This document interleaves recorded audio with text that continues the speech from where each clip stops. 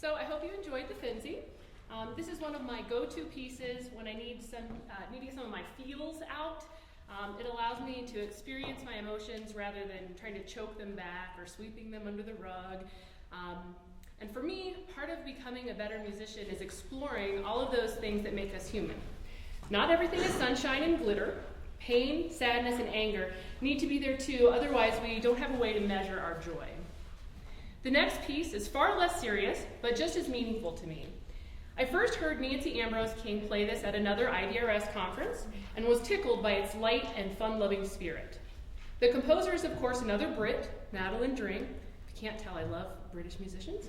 I've heard many renditions over the years, some good, some others just okay, but Dr. King's was the best so far.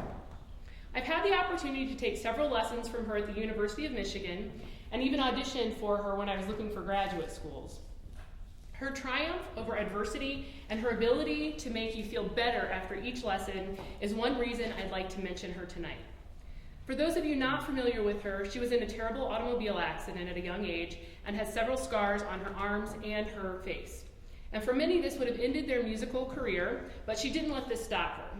She has gone on to win numerous solo competitions and a prestigious teaching position at the University of Michigan. In one lesson, we were discussing fingerings, and of course the proper ones that every good oboe teacher should show their students. Then we went on to play through a passage, and I noticed that she cheated. I have a tendency to call people out, so when I called this to her attention, her response was just to laugh, and she asked, "Did it sound any different?" I said, "Of course it didn't, it was great." She said, "Well, we all have our faults." So to this day, I remember it because it's true. We try our best to be proper people according to our cultural standards, but sometimes we just don't live up to those expectations. Rather than get bent out of shape, I'm learning to laugh and move on. I try to remember that no one is perfect, and it's exhausting to try to be that way.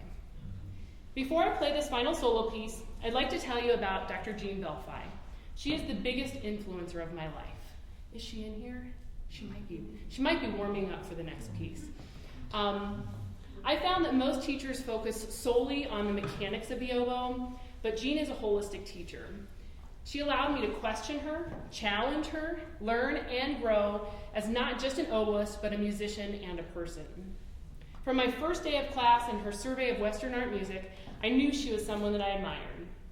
Her thoughtfulness when discussing all aspects of music, mixed with a firm hand, when needed, has molded many aspiring youngsters into great musicians and people. I can't thank her enough for being an integral part of my life, and I'm so honored to have her as a friend and mentor.